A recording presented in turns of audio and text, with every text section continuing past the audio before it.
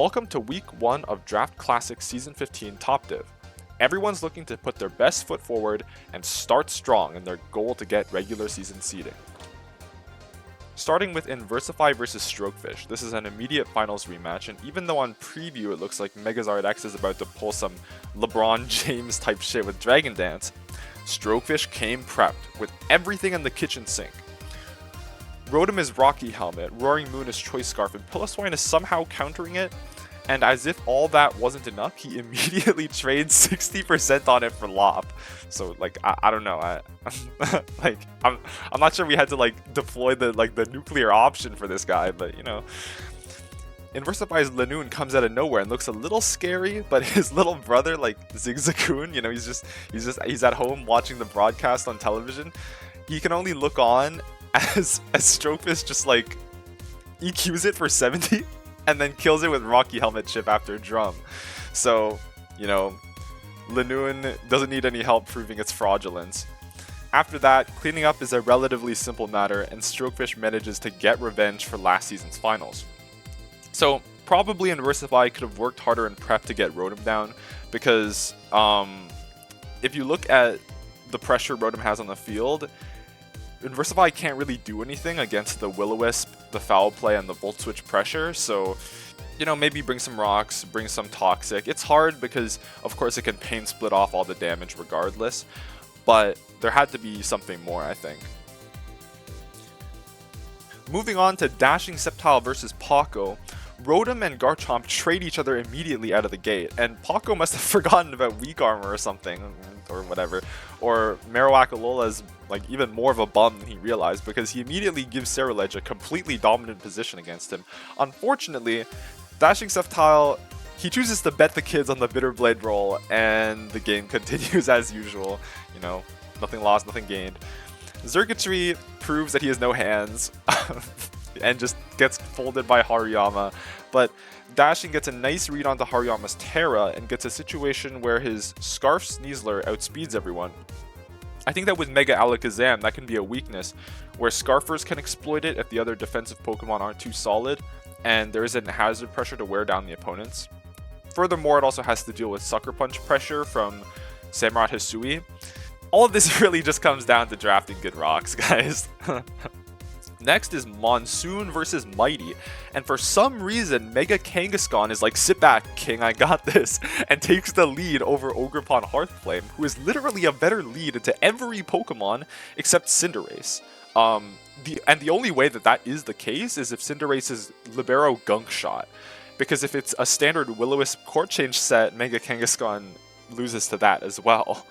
So Ogerpon has to just watch from the bench as Kangaskhan chips itself on Tangrowth, and it takes until turn 9 for Ogerpon Hearthflame to hit the field, where it inexplicably swaps into a Mega Mawile and dies instantly.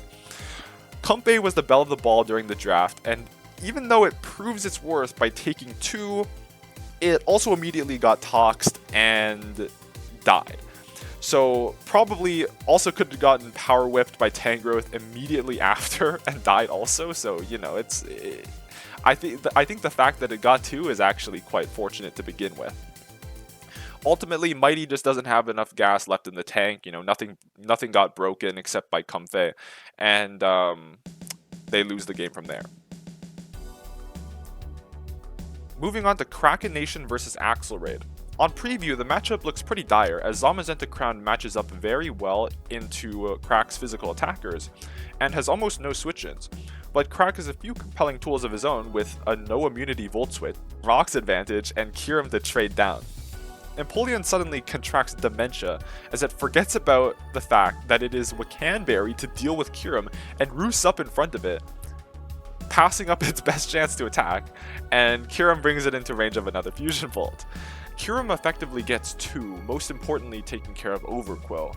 At this point, Choice Scarf Chandelure has literally no switch-ins, and unfortunately blows Axelraid to shreds. I wonder what utility move could have helped us here.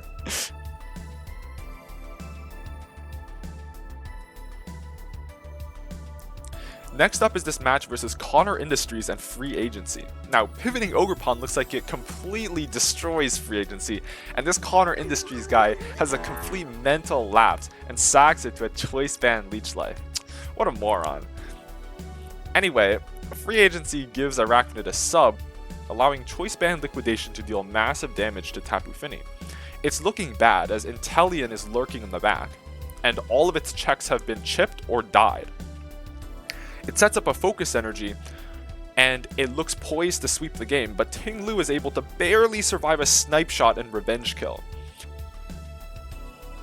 Chen Pao miraculously lives a Flare Blitz from Incineroar, bringing it to red HP, and takes a kill before chipping Arachnid into range for Moltres 2. A decent game from both sides, barring the insane turn 1 misplay. Okay, I'm gonna be honest, right? So, I was thinking it could be like webs and it probably wouldn't be banned into an Ogerpon Wellspring, but but it doesn't really matter. I can just play safe anyway because I have Fog, Tapu Fini, and a Boots Chen Pao, so there's literally no reason to make that play whatsoever. So whatever. Next is Toastrgophr versus Soro, and this has gotta be the most an Iron Treads has ever done in its entire career.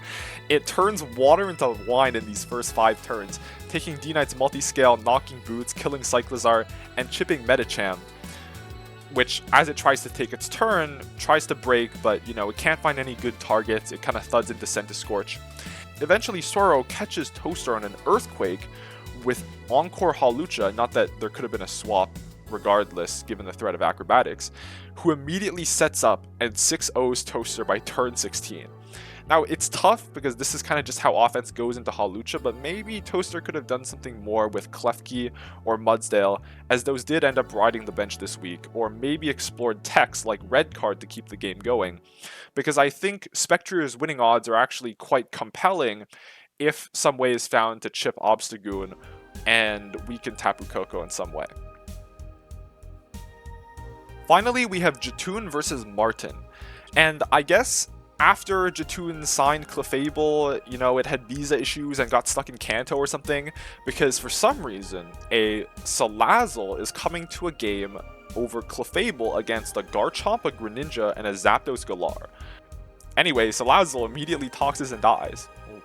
After a little bit of back and forth, it's a miracle that Greninja doesn't completely destroy this build, to be frank, because if you look at the offensive profile of Water and Dark into this, it's very hard. I'm surprised that Jutun was able to stop that.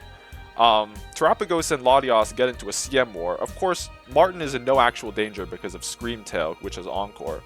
And despite Salazzle's very noble sacrifice, Aggron is still able to toxic half of the team before a Swords Dance Garchomp sets up and kills everyone.